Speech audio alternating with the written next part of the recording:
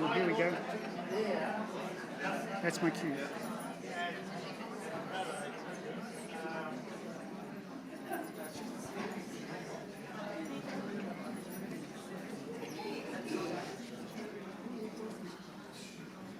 Good evening.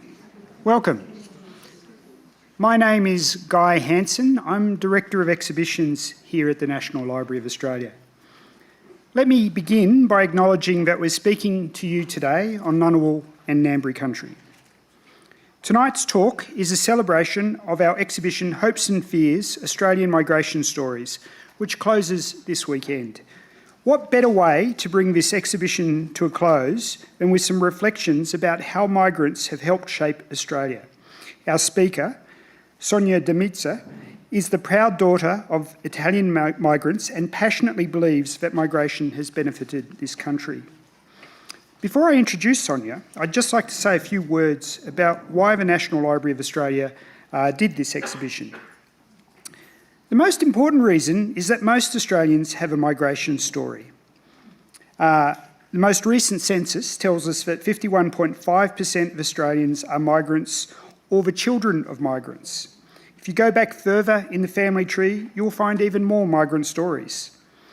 The reality is that most Australians have a migration story in their family. It may be buried back a number of generations, but it is still there. The history of migration as such is a very relatable topic for our visitors. It speaks directly to Australia's lived experience. The second reason for doing this exhibition, and the one which explains why this exhibition is here at the National Library of Australia, is the amazing collections that this institution holds. As a deposit library, with over 100 years of history, we have strong collections of published material relating to the history of migration. We also have photographs, posters, ephemera, newspapers, costume, manuscripts and oral histories. In terms of time span, these collections go back to and include the arrival of the First Fleet in 1788 and come right up to the present. Material is being collected even as we speak. It is from these amazing collections that we're able to select the material that are featured in the Hopes and Fears exhibition. Displaying this material helps raise awareness of the library's wonderful collection, which in turn helps us meet our goal of enabling the Australian community to discover, learn and create new knowledge. I hope you've had a chance to look at some of these wonderful collections in the exhibition, or perhaps later on tonight at the end of the lecture you might want to visit the gallery, because we're going to keep it open for a bit longer. So now let me introduce Sonia Di Mezza. Sonia is CEO of the Migrant and Refugee Settlement Service, is a solicitor and a human rights lawyer. She's spent a large part of her career advocating for and assisting people from around the world, including many people to help settle successfully here in Australia. Sonia's family have also contributed to the National Library of Australia. Her father, Guido Di Mezza, worked on the construction of the library, and you may now be sitting in this beautiful theatre. He may have actually participated in actually creating this space, so that's quite a nice, strong connection, which I know Sonia feels very strongly with the library. So I won't say anything more. Please welcome Sonia, who'll be talking about building our nation, how migrants and their children have shaped Australia.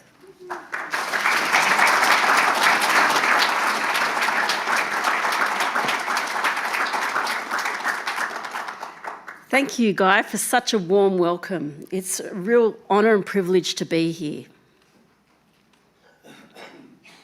So I would also like to acknowledge the traditional custodians of the land upon which we meet, the Ngunnawal and the Ngambri people, and pay my respects to elders past, present and emerging, and acknowledge that I wouldn't have the life I have if my parents hadn't migrated to this wonderful, spectacular land. I'd also like to acknowledge the builders that went before me. I would like to acknowledge the builders, including my father, Guido Di Mezza, who helped build this library where we meet today, most of whom have gone before us. So what will I be speaking about today? Today I want to speak about my dad, the story of migration through his life. I'm so honoured and privileged that all of you have come here and practically filled this stadium. And I also know that there are people listening online, either interstate or overseas, some possibly in Italy.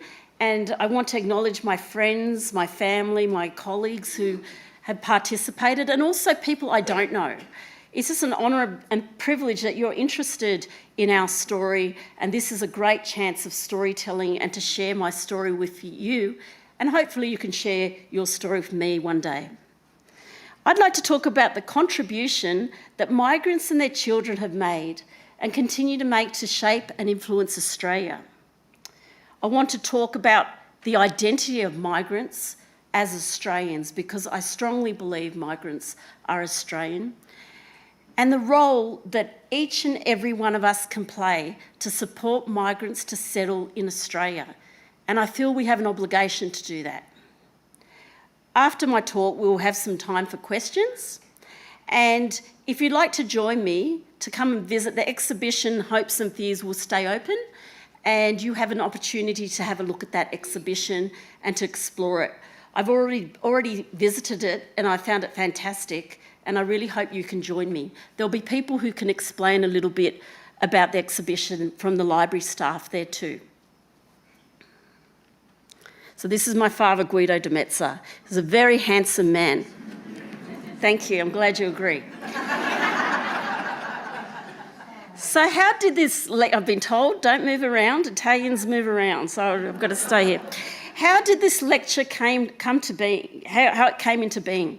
So I was driving along, because I live here in Canberra, and I saw this poster, the Hopes and Fears exhibition on migrants, taking place at the National Library of Australia. And this brought me back to conversations I had with Dad.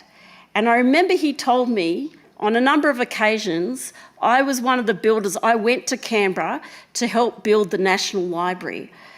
And so I kind of thought about it, and I thought about the legacy that migrants leave. And I telephoned Guy, and he probably thought it was a bit bizarre, and I said, "Excuse me, you're doing this exhibition, and did you know my father helped build it?" And he goes, "Okay." And I said, "I would like to speak about that and to give a voice to those little people who are not little, but when I say little, I mean unknown people, about their stories, to bring the exhibition to life with stories.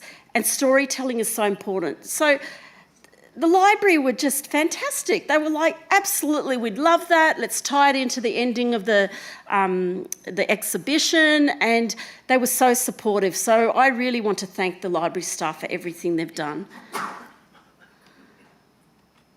Who am I? Guy mentioned it. My name is Sonia Di Mezza. I was born in Sydney, Australia in 1972. So I'm turning 53 this year. I am the proud CEO of the Migrant and Refugee Settlement Services, also known as Mars. My staff say, "Welcome to planet Mars." So that's a little inside joke. What we do is we provide services and supports to help people from refugee and migrant backgrounds settle successfully in the Canberra region and to enjoy and exercise their human rights. I am a human rights lawyer and solicitor. I've set up some human rights projects in countries like Pakistan, North Sudan, worked for UNHCR in Lebanon, and in India I worked for a local child rights NGO. And I've spent some time in Australia as a refugee lawyer working in immigration detention centres. So this is my dad, another handsome photo of him. His name is Guido Di Mezza, and Guy and I were having an interesting talk about whether Guy actually translates to the word Guido. So that's a 9 degrees of separation link just there. He was born in 1932, and he came to Australia on the assisted passenger scheme, and the cruise liner that he came on was called La Flaminia. Now, the assisted passenger scheme, it worked like this. It was a time where Australia wanted more migrants to come. Australia was kind of booming, the manufacturing industry, they needed more workers. And the deal was this: you would come to Australia, your passage would be paid for by the Australian government. No, you'd pay £10. the equivalent of £10 in Italy or whatever country you came from, and you would have to stay for 2 years. And after 2 years, if you went back, you had to pay the £10 or whatever it was back. Needless to say, I've never met anyone who went back, okay? Because it was pretty terrible in Europe at that time. So he had £1 in his pocket, and at Melbourne, the passengers were asked, do you want to get off here? Or he said, no, I'll get off in Sydney because I've got some relatives there. He had £1 in his pocket, and he went out and bought an Italian newspaper with all the money he had as soon as he got here. So he came from a region called Campania in Italy. His region is called Benevento. He was a carpenter when he came here, but he got involved in the building industry and then he became a plasterer. So his specialisation, which he really enjoyed, was putting up ceilings. And so when I look around the library, I kind of wonder, which part did Dad work on, you know? But he didn't tell me much about it, just that he had worked on the library. And he was one of the builders of the National Library of Australia. I put this picture because in my 80s, my friends and I used to drink a lot of Sambuca. My daughters are in the audience, so I should be careful. But this Galliano Sambuca is from my father's region, Benevento. Okay. This is my mum. Thank you. I think she's very beautiful. She arrived in 1955. She was 21 when she arrived. The cruise liner she arrived on was the Oronsay. That's its name. She came, there were 2 separate trips for her family. She came with her dad, I believe. My mum and her sisters were talented seamstresses. They were very good at doing sewing and tailoring. They made all their clothes, and I loved that she made these clothes. And I remember at a time when remote working wasn't a thing, my mum would work from home sewing cushion covers together for a factory. And I can remember as a 3-year-old playing at her feet while my brother and sister were at school. And that dress that she wears really reminds me of a saying by Randy Polch.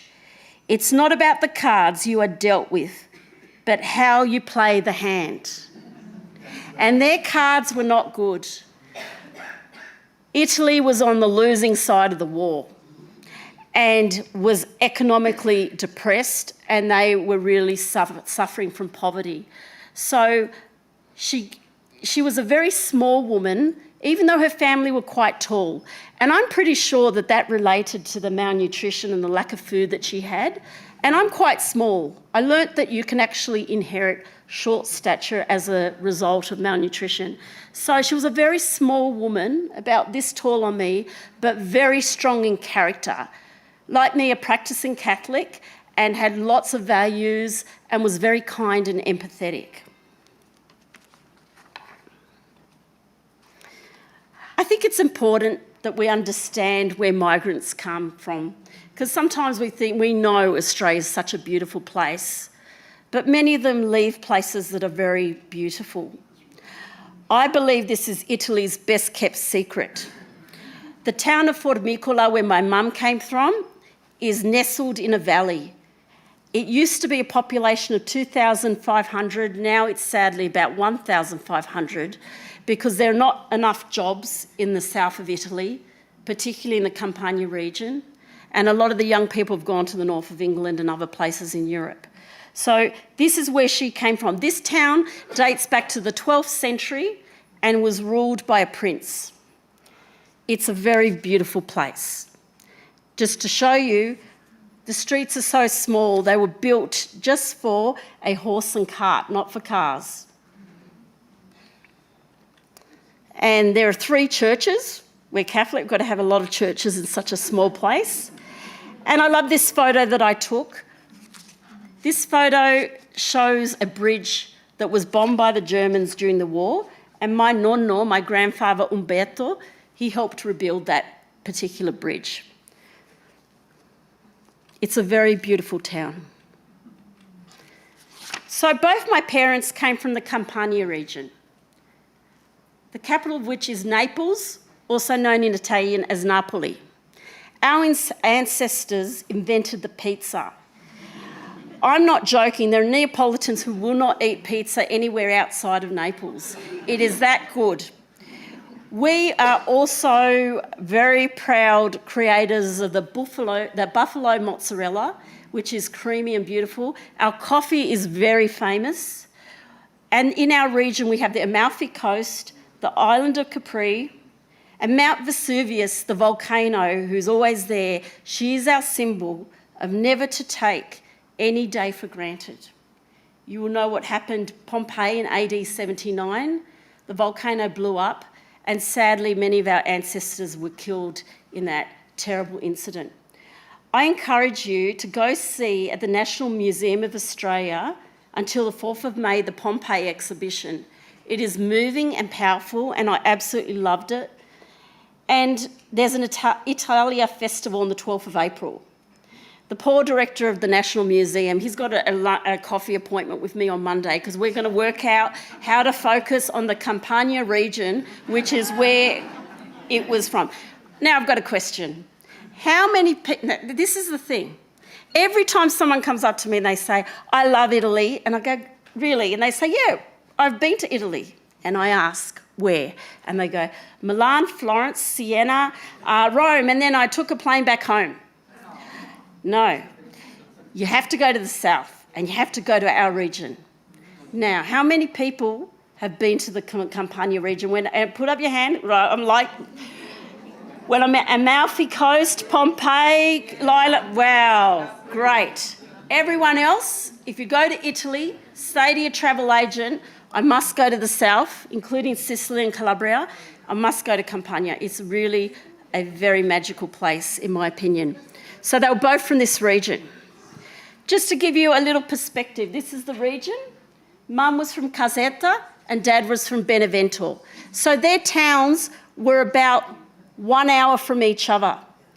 And this is quite lovely and romantic because a lot of Italians, they came here and they might marry someone from a different region, or they might marry Aussies, or they might marry other people. But my parents met in Sydney and their towns are 1 hour from each other.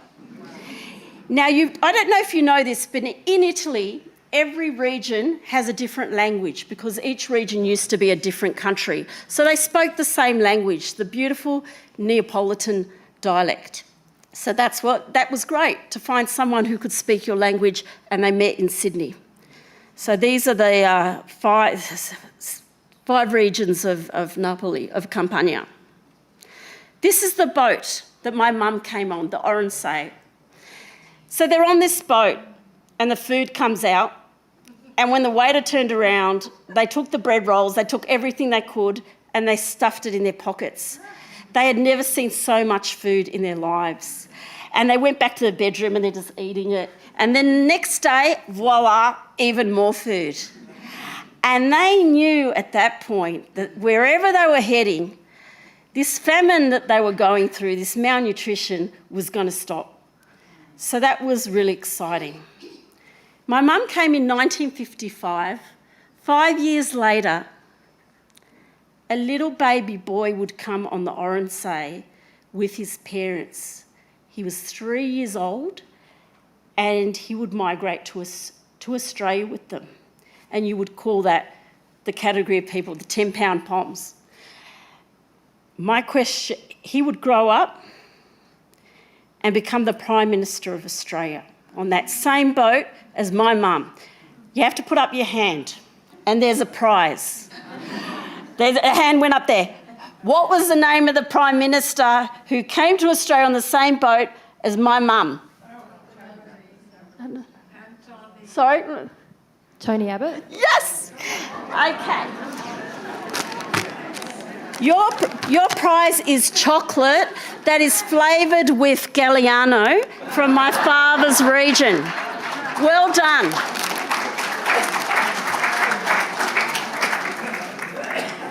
And here's the interesting thing. He held the seat of McKellen in the Northern Beaches where we would end up growing up. So that's interesting.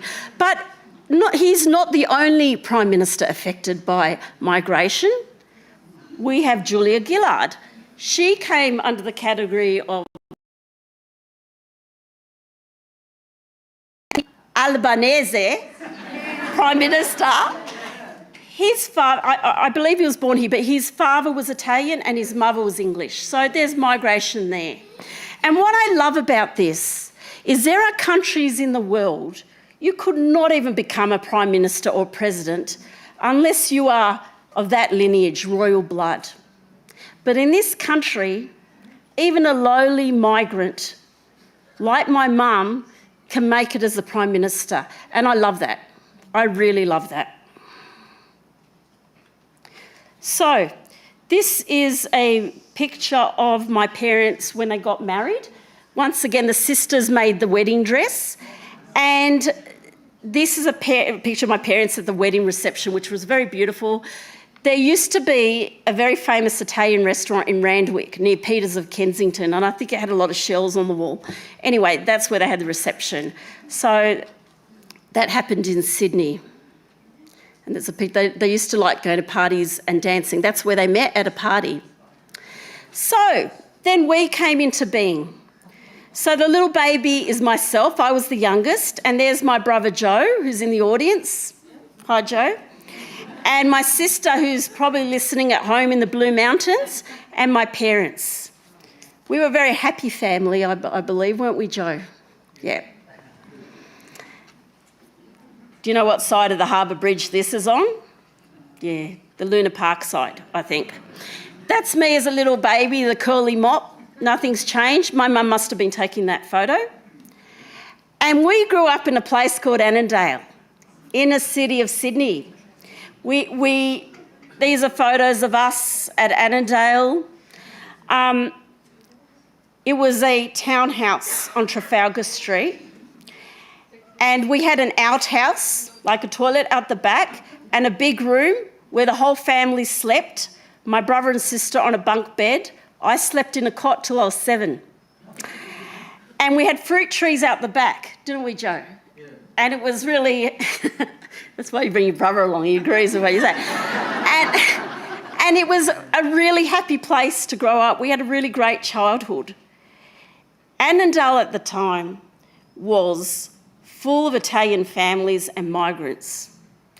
That's what we were, working class, blue-collar immigrant stock. Doesn't matter how many CO titles I have or law degrees, that is what I will always be, and I will never forget it. I am proud of it. That's what Annandale was like. And I remember some years ago I said to Dad, "Hey, Dad, you know that property at Annandale you sold for $15,000? I said, guess how much it's worth now? 2.5. He almost had a heart attack. And he goes, no, it's not. And I said, yes, it is. It's probably worth way more now. But it's very different now, but it was a very special place, Annandale. There's a picture of me with my dad. Once again, the curly mop. I was very much Daddy's girl, wasn't I, Joe? Yeah. And there's my sister Anna. So my dad, he used to work all over Sydney and Canberra. He worked 7 days a week. He would get up at Mum would get up at 5 o'clock in the morning. She'd take the pasta from the night before, put it in a thermos for his lunch. He knew Sydney like the arterial roads, like the veins on the back of his hand, with his street directory. No sat-nav, he'd drive everywhere in his Toyota. He'd put the chip rock, the plaster sheets on top of the car. I don't know if you can do that anymore. But he drove everywhere. He worked really, really hard. He was happy. And he was not... And he would pump out asbestos all over the place. I mean, they were raining in asbestos with... You know, they used to call it those ceilings, apple crumble ceilings, the vermiculite. My dad, a lot of that is asbestos. He pumped it out. And that's the thing about asbestos. It's the most amazing building material. And you never know if your day would come early because of it or if you'd live a long life. For some reason, he survived it. But he worked hard. He wasn't absent. He was always in our life.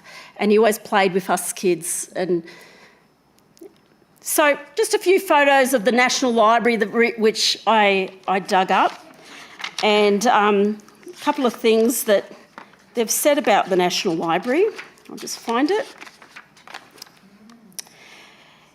In 1963, Prime Minister Robert Menzies announced the near completion of working plans for a new National Library building.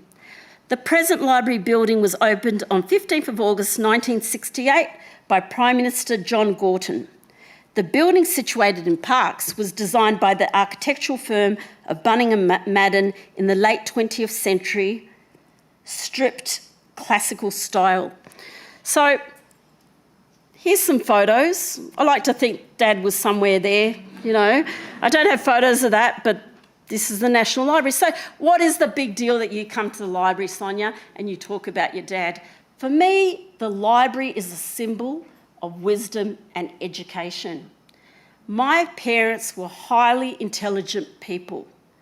My dad used to love reading biographical books about politicians, usually shady Italian politicians, and Mum used to she was very good and won awards in primary school for poetry recitations, but their education was sadly interrupted by the war. And there were many Italian families at the time. Some of them came from the villages and towns, and they had aspirations for their daughters to get married young and have families and children. But my dad wanted more than that. My mum said to me at 5, Dad wants one of you to go to university. And being Daddy's girl, that always stuck in my head. So they would pour money into the best education they could afford. I went to a private Catholic girls' college, high school called Monte St Angelo in North Sydney. My brother went to Christian Brothers in Manly. They did their very best. They couldn't understand the homework, they couldn't help us with that, but education was a big deal. I have a number of degrees, but I can tell you my law degree, I didn't pay a cent for that. I have no HECS debt because my father covered all of it. Didn't bother with the arts degree. He said, what is this about? So I had to pay that myself, but the law degree, he paid for it. And, you know, they were very practical Italians. It was like, you know. So I'm really grateful for that. The love of education, continuous improvement, I got that from my parents.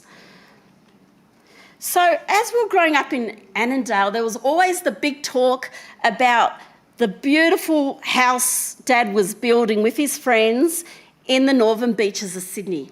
So in a place called Cromer Heights. So we were excited. Some weekends we'd go to Cromer Heights. This is a picture of Mum and Dad when Dad was working on the site. And we were really excited. And Dad bought the land at Cromer Heights in the northern beaches for $5,000. Wow. Yeah, we won't even go into how much it's worth now. But even more, maybe. I don't know. It was an amazing, it was like his pièce de résistance, his work of art. Double brick. It had marble floors. It was a fantastic building. And we were so proud of it. And we had lots of happy times when we moved in 79 to the northern beaches of Sydney. However, there were not, whereas Annandale was chock-a-block with Italians, northern beaches didn't have many. We lived on a cul-de-sac and we were the only Italian family. And we had fun in that house. Tomato days, we all get together and prepare the tomato sauce. My wedding, where we prepared there from that house, my communion, family dinners, etc. It was really wonderful. But all of a sudden, we were the odd ones out.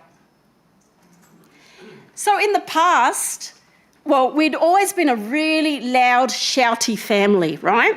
So my English husband in the audience, he took him a couple of years to kind of get used to that. And there's sometimes he still says to me and my girls, you're all shouty, we need to bring it down. But that's how Italians communicate. If they're angry, they shout. If they're happy, they shout. They shout all the time. It's just emotion. It can be a bit intimidating if you're not used to it. One day my sister, who's listening to this, got off the bus down the road and she came home mortified. She said, I could hear you all screaming from the bus stop. Could you tone it down? So you can do that in Annandale, but once you start doing that on the northern beaches, you start to stand out.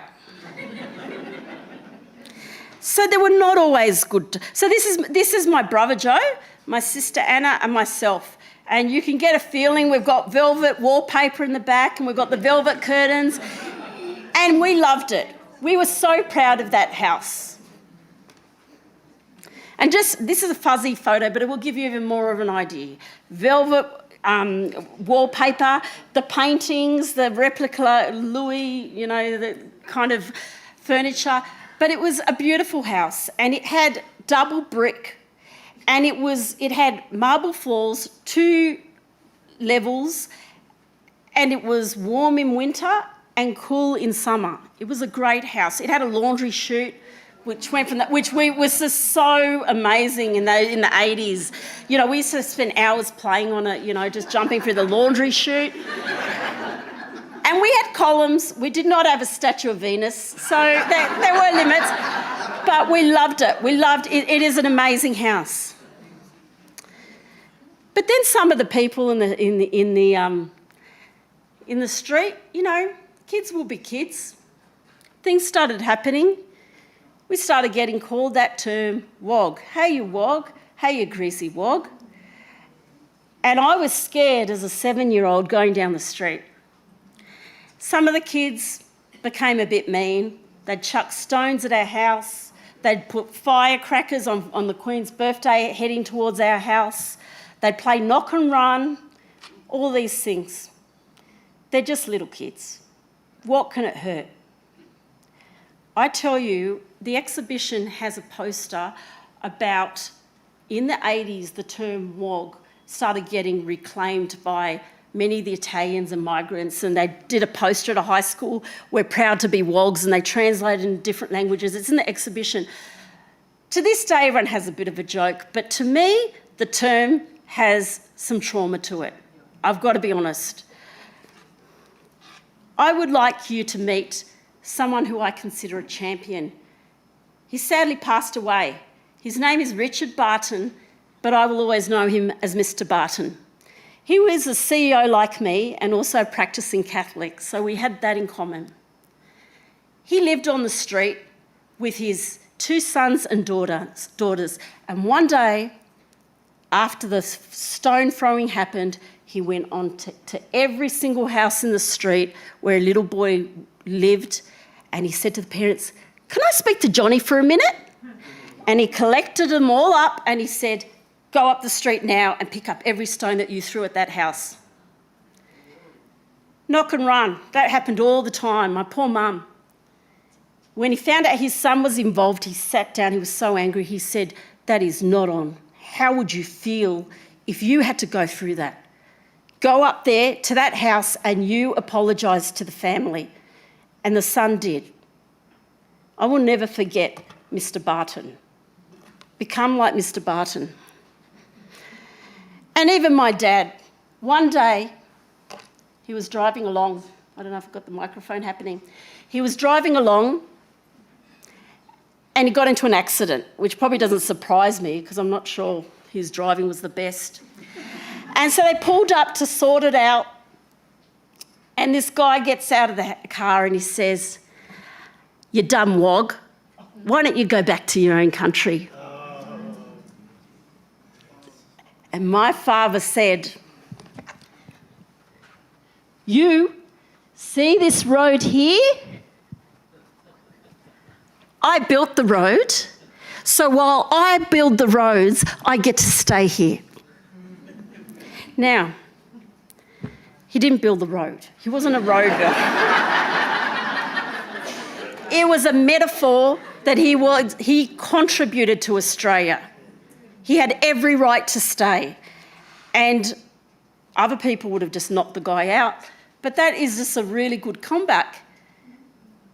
Our migrants should not be subjected to racial abuse because they contribute. They are part of Australia. Fast forward many years later, I went in 2020 to a place called Bendigo to become the CEO of Loddon Campaspe Multicultural Services. My husband and daughters stayed back in Canberra and I would visit them. And the people of Bendigo told me about a terrible time in 2014. The local Muslims wanted to build a mosque, And there was fighting and conflict on the streets of Bendigo. It went through council, it went all the way to the High Court, and planning permission was granted. And I understand people were scared. People were saying, well, we don't want ISIS here. We don't want a training ground of ISIS terrorists. Now, I have travelled through the Middle East. I speak Arabic. I've been to Afghanistan. I've been to places where Islamic regime is prevalent as the law, to North Sudan. I've worked in Lebanon. I've worked in the Middle East. And I know what the Arabs say, no 5 fingers are the same. Those people from ISIS do not represent, to any degree, most of the Muslims or Arabs in this world. But if I get it, if I'm sitting in a country town or somewhere and I turn on the TV and I see people getting beheaded and going crazy, and it's easy, if you think that that's your only point of information, to conclude that is what people like that are like. I want to say at this point very clearly that the vast majority of people who participated in those riots were not from Bendigo. A lot of people jumped on this bandwagon and appropriated it. So the people of Bendigo are not a town of racists. But here we go. We used to get called wogs. Why don't they get called terrorists? I would like to introduce you to my cousin. She's one of my best friends. I've known her since she was 3. She's a contributor to Australia. Her name's Anna. She married a man from Lebanon and she reverted to Islam, and we're very close. She has 4 children grown up, wonderful children. They live in Punchbowl in southwest Sydney, and we are very, very close. She also looks after the bookkeeping business of her family's business, and that's my daughter Sophia when she was younger. And these are her daughters, the grandchildren of migrants. That is Aisha, and this is Alia. Smashing stereotypes. Who would expect a young Muslim girl wearing hijab wearing an Akka Dakar t-shirt? And I didn't ask her to wear it. She was wearing it. I thought it was great. And we took this photo. We have Muslim and Arab relatives. We can be part of helping and supporting newly arrived migrants. And I have a message. A phenomena happens where migrants start to say, well, we've been here for a while and no one calls us wogs anymore, and we're in a safe seat. So let's turn around and start talking about that lot. Bunch of terrorists. I have said to people in the Italian community, don't you have a short memory? Because I don't have a short memory. Don't you become part of the problem. You become part of the solution. And that is something that is very important to me in my work and in my life. Be a champion. I challenge everyone. If you see racism, do something. It's hard when you're sitting on a bus in Sydney and some drunk person starts yelling racist abuse. I've often wondered, what do I do in that situation? Try and get help from someone. Try and make contact with the person suffering from that kind of abuse. Be a champion like Mr. Barton was. And you say to me, look, we've got mortgages to pay and bills to pay. Why should we bother? Financial Review stated, in the absence of a higher birth rate or productivity growth, which means doing more with existing capacity across the economy, Australia will need an ongoing stream of working-age migrants like never before. We need them. We're not producing enough babies to stimulate the economy.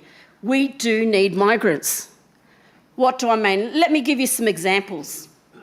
During the pandemic, they created the Pacific Australia Labour Mobility Scheme, where they flew in people from the Pacific Islands to help pick the fruit that was rotting on the trees because of the pandemic. No one could get out, helping in the meat industry.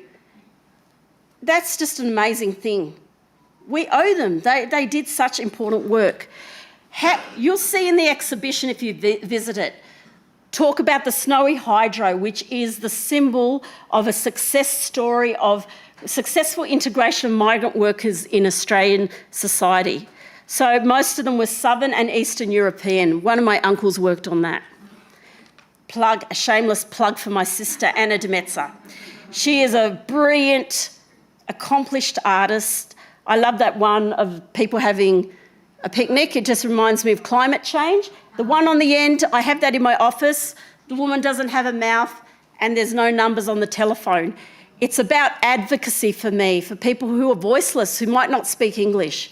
So if you want to find out more about my sister's work, please check out Sonia Di Mezza on Facebook and Instagram. Amazing story I learned when I was living in Victoria. Nil, Western Victoria, not doing well economically.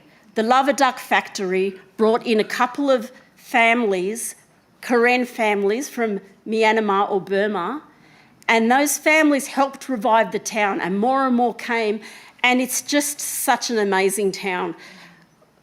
Look up Australian Story if you want to find out more about that. I had to throw this in. Did you know Sir Donald Bradman, his great-great-grandfather was Italian? Okay? The Sikhs in Australia. Many Sikhs in Australia originate from the Punjab region of India, and one of their important religious tenets is being able to support humanity and other people. Whenever there's a fire, flood, whatever in Australia, the Sikhs are there. We all know that. This woman, Stasia Dabrowski, you know her, a local story. This amazing woman came out from had a lot of problems in Poland during the war. For decades would help people in Canberra with food. She'd chop all these vegetables. In her 90s, she was doing that, and make soup and give food to people who were suffering disadvantage. So what is the key? One of the important keys is food. Now, you're going to say we love Italian food, we all eat Italian food. Italian food in Australia is excellent. But did you know in the 1950s, the only pasta was canned spaghetti? And what used to happen on the northern beaches of Sydney, the Italian fishermen would be fishing next to the Aussies, and they'd notice the Aussies kept throwing things back in the water, and they'd say to the Aussies, look, could you not throw that animal back in the sea and just give it to us? And the Aussies were like, oh, these disgusting wogs. Why would you take home an octopus or a squid? And I challenge you that every single pub menu has calamari and that salt and pepper squid on the menu. We are part of it. And this is the beauty of Australia. Do you know I have cousins in Italy who have never eaten Chinese food? That is unbelievable in Australia, you know? That is the joy of multiculturalism. People at the food, and they kind of go, oh, this is all right. You know, we share the food. We get to know the people better. Food is very important. And that's why we need to share the amazing cuisines of the newly arrived migrants. I'm going to tell you about another best-kept secret. The children and grandchildren of migrants. You see, what happens when you grow up with parents who are migrants, you have to live two cultures all the time. I was living post-World War II Italy at home, and outside living like an Australian. And it is the best cross-cultural competency training lab you can imagine. You also become very linguistic. To varying degrees, I can speak 7 languages. That's because I listen to the Neapolitan dialect from a baby. And those children are the key to successful integration. They help their families, they help their communities, they help other communities. What am I talking about? My staff. Business manager, Madhuri from India, CPA qualified, worked for Ernst & Young. She's amazing. Madina, she came out just before the Taliban retook power of Afghanistan, couldn't speak any English, went to Dixon College, got a high enough mark to get into law school, wants to be, and I think Madina's somewhere here, and is now studying law at the University of Canberra. Josh came to Australia, couldn't speak a word of English. He's studied community development at university, and he's also the settlement team leader, and Medina's a settlement officer. They take the skills from living in that context and they help others. One of our best kept secrets. We had a multicultural youth summit, and the Governor-General met our multicultural youth, and that was really wonderful. So you're going to say to me, Sonia, but we're at risk. Now we have 50% of the population born overseas, and we have a third of the population born overseas, over half with at least one parent born overseas. We're just going to become a big mishmash of nothingness. I disagree. We are Australian. The migrants become Australian. When I was spent years being told I wasn't Australian, go home, and I went to Italy, I was 16, and I found my cousins there were completely different from me. When we did a tour with some Italo-Americans, I discovered that my parents spoke that Italian English, but with an Aussie accent. And I thought, wow, they've lived here longer than they've lived in Italy. They're Aussies. I attended a discussion here about a book that was launched, Growing Up Indian in Australia, and the panel of speakers, they were asked, how Indian do you feel? And some of them said, I feel 10% Indian, and I was a bit surprised. It was a fantastic panel discussion. I feel 100% Italian, but I am 100% Australian. The two are not mutually exclusive. You don't go to another country and stop being Australian and just, that white Australia policy is not necessary. They are Australian. My parents were Australian, and we are proud of it. Here's a picture of my dad at the War Memorial.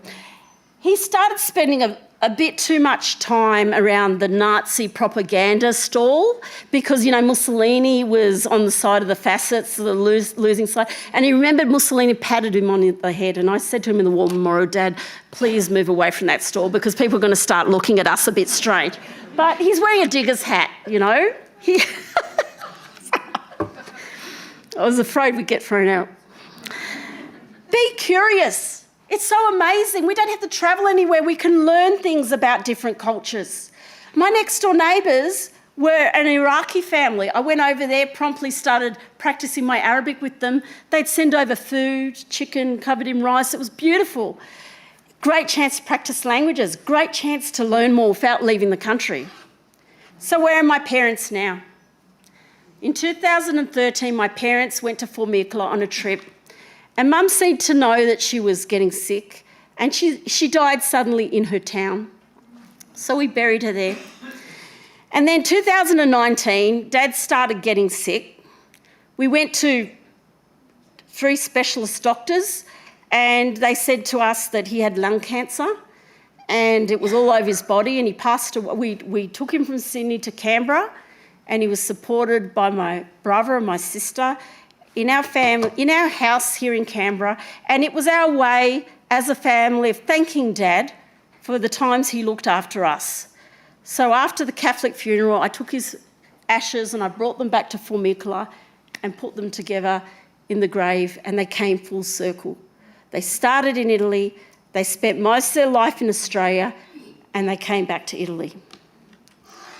This is my cousin, Elaine. I have a truckload of cousins in America. They live in Pennsylvania, around Philadelphia, where Rocky Balboa, that film, was set. There's a lot of Italians around there. And this is me. We met a couple of years ago in Napoli Centrale, and I brought her and her husband around to Formicola, introduced everyone, because they grew up at a time in America. Their parents would not speak Italian because they were afraid of being the racism, so she couldn't speak any Italian. And so I was really proud to be able to be the interpreter for her. So at the end of the day, I want to say this. We all, as Guy was saying, we all come from some kind of migrant stock. And I think Dad would agree, because I know him and Mum are listening to this in heaven, that migrating to Australia has to be the world's best kept secret. Thank you very much.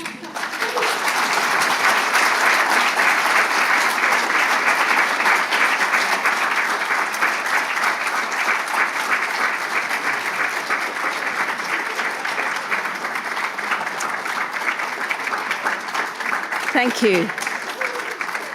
if you would like to donate to Mars, there's a little QR code. So, but we have time for questions, don't we? Some questions, so hold up your hand. We've got 2 roving microphones.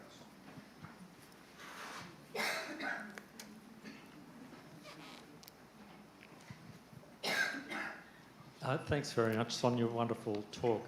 A very simple question. On the slide about the children of migrants, you had a reference to the glazed over look. I'm wondering what that was about. I'm very curious. Thank you.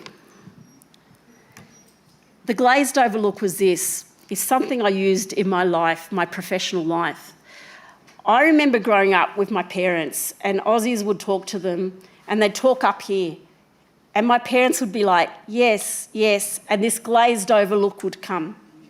And when I had refugee clients and people were speaking to my clients like that, I recognised the same look. So when I would speak English, I know how to adapt my level of English so it's simplified, but it does not involve screaming shouting at people in a loud voice, like that makes it easier to understand. I know how to speak in a clear way that's understandable. Thank you for bringing that. Actually, I will give you a prize for that question. Now, these are Galliano chocolates with limoncello, which is from the Amalfi Coast. Just keeping in with the theme.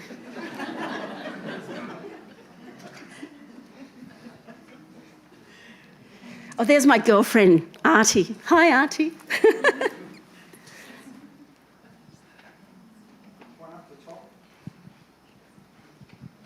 Sonia, what a wonderful talk. Thank you very much. I do have a question. It's a bit of a curly one. As we all know, global politics is lurching to the right, and there are some very powerful forces around the world that are right now demonising immigration and immigrants. Are you seeing any signs of that here? Do you anticipate that there'll be any of that in Australia? And what can every person in this room do to ameliorate the impact of that?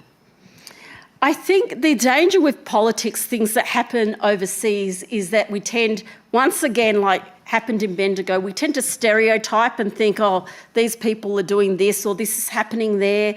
And so we kind of internalise it with the person, a group of people here. And the biggest key to overcoming that is to get to know the person in front of you. Understand the politics, understand what is happening.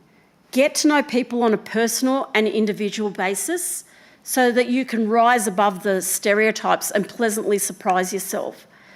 But we need to watch the news. We need to be savvy and understand what's going on. But we need to not punish people for what you're learning on the news, because it's not fair and it's not accurate. Thank you for that question, Artie. Sonia, I'm not asking a question because I got one of your prizes at your speech last year. Always hopeful. It's my friend Alan. Hi, Alan. Could you tell us a little bit about your work and what you do there? Okay. So at the Migrant Refugee Settlement Services, we support migrants as well as people from a refugee background to be able to settle in Australia. So when you first come, it's pretty tough. As we saw from my parents, people don't speak the language often, so we have volunteer tutoring courses for people to learn English. We help people to find housing. We have a driving instructor school so people can get their driver's licence. We help people to get jobs. Basically, all the things that you need to do or know to be able to settle successfully. And all of this is tied to people's human rights. So that's basically what we do. Thanks, Alan. Yes. Hi, Sonia. Good evening. Thank you for the talk. Thank you. That was very interesting as a migrant myself and the daughter of Italian migrants as well. Oh, okay. Nice to meet you. Yeah. What's your name? Lorena. Lorena. Bye. So my question to you would be, as the CEO of MAS, in your experience, what are the main challenges that migrants and refugees face when settling in Australia? It's 3 questions in one, if I'm allowed. Yeah. Do I get a prize? Yeah. It depends what part of Italy you're from. What part of Italy are you from? I'm not asking. Sicily. Oh, even more south. Love it. Sorry, I've run out of prizes. But So that was the first one is part the challenge. The challenge is how do you see that impacting their mental health? Their And- mental health. Yes, and what can what can we do as citizens as a community to help mitigate those challenges and help them navigate this? Really good questions. Thank you, Lorena. Challenges, I think you have touched on mental health. Mental health relates to, with people from a refugee background or even a migrant background, the trauma they may have suffered or faced in their countries of origin. The migration journey, how they got to Australia, can also create mental health issues, and the process of settling in Australia can be really challenging. So mental health is a big one, and that's why we need to make sure that we have culturally appropriate, in-language mental health supports in terms of psychiatric care or counselling, etc. So how can we help people? The way we can help people, as I said, if you know a migrant or someone from a refugee community, reach out, see how you can help them, invite them for a coffee. I went and planted myself next door with the Iraqi family, and they were very welcoming, but a lot of people would feel a bit shy. And that's part of being Italian. We're quite extroverted, so I know that can be a challenge for some. But you can volunteer at organisations like Mars. We have a lot of volunteering in terms of tutoring for English, helping people with homework in our different programs. And also, one of the things, I have a lot of people from Wesley Uniting who are doing something called the CRISP program, where you support a family from overseas to be able to come to Australia for the first year, support them to settle, support them with all those settlement issues. That's more in the refugee space. That's another way you can get a community group to be involved in CRISP. You can ask me more about that later or look that up. But it's about putting yourself out there, finding an opportunity, recognising people in your community who might feel a bit isolated and who might want some support. So that's a really great question. Grazie, Lorena. Sarah used to work with me at Atticus. Thank you. Disability and yes. migrant people. Full on. Okay, I just wanted to say food being such an important bringer of everyone together, there is her kitchen table here. Sorry, do we have a microphone here, please? So, Unless anyone can thank you. So no, just so the watchers at home, the people at home can hear. Thank you. Right. Thank you, Sonia. Brilliant talk, as always. you. I just wanted to bring... I used to be a boss. You told me what and you brilliant too. Thank you. Okay, so I wanted to bring everyone's attention, when we look at what we can do on an individual level, we can support social enterprises like Her Kitchen Table, which I believe the people got an Australian of the Year award, and they help migrant and refugee women learn skills, bookkeeping, serving, cooking, and it's here in Canberra. Hey? Okay, there's one. And also, Vanessa, can you put up your Stones, hand? that's it, Where's Stepping Vanessa? Stones. Yeah, Stepping Yeah. Stones. They won a...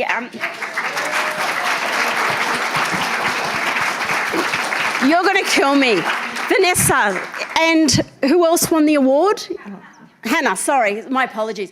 They just recently won an award for this brilliant business they run in Dixon, and there's another part of Canberra they run this business, Stepping Stones, where they employ people, women from migrant refugee backgrounds, to develop hospitality and cooking skills and to, develop their ability to communicate in Australia. Brilliant work. Look them up, Stepping Stone. The food's really good. They use recipes that are brought to them by their staff from their cultures. It is amazing. Stepping Stone. Look it up and go and have Lorena And coffee. build networks. From one Italian to another, the coffee's good. And yeah. Thank you for business enterprises like that. There's someone over there who had... Hello. I didn't have a question but a statement, and it was actually superseded. I was going to remind everyone about Stepping Stones and the award they received. I've taken several groups of people there to enjoy food at Stepping Stones out at Strathnairn, and I can't recommend too highly. And it's also an honour when you're out there talking to the women who work there, and they're just so generous with their time and their friendliness. They can't do enough for you. So please give them some support. Go out and eat at Strathnairn. Could highly recommend Dixon. the food. And the Dixon. I've not been to Dixon, but I have friends who've been there, and it's great as well. Great point. Yep. Support businesses like Stepping Stone, Her Kitchen. Hello, I think we're about Sonia. I have a question from someone watching online, actually. They have Hope asked, it's not my cousins. they have asked, are there any cultural traditions or practices that were not widely accepted in your father and mother's time, but have changed as Australia became multicultural? Oh, let me think. Gosh, there's so many.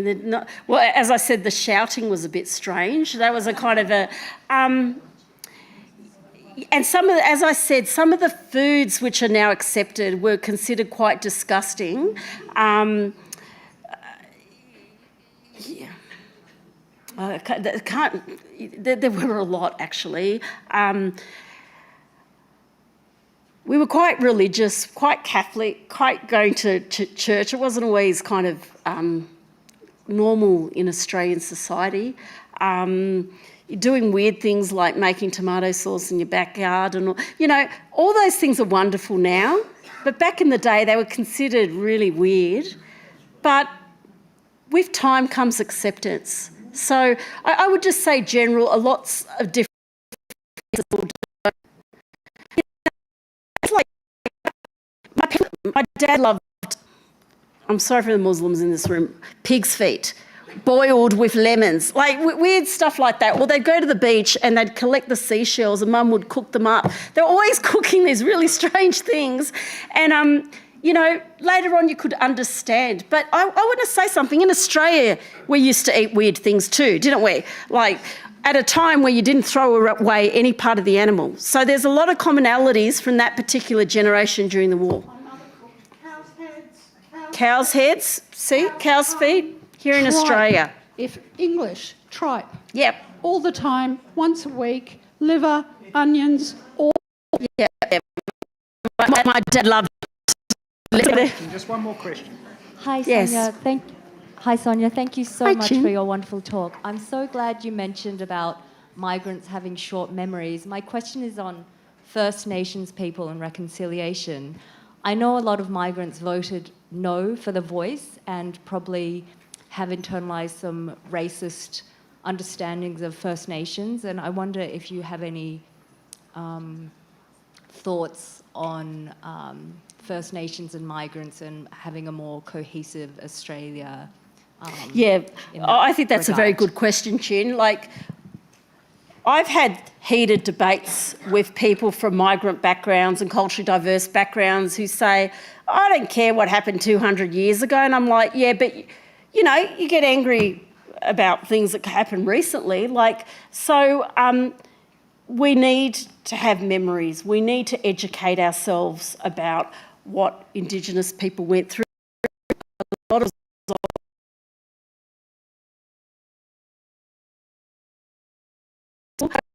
it's not just turning away from newly arrived immigrants, but also turning away from Indigenous people. We need to understand about storytelling and truth-telling and what Indigenous people have gone through and support them, because there's many commonalities and many differences, but we can connect and empathise. Yep. I think that's a very positive note to finish on. And I noted the questions about food to me suggested that some people were feeling that it was dinner time, and hence it was most probably time to draw it to a close. I have been told there's more questions online, and we promised to the people listening online that we'll pass those questions on to Sonia. But we have reached the end.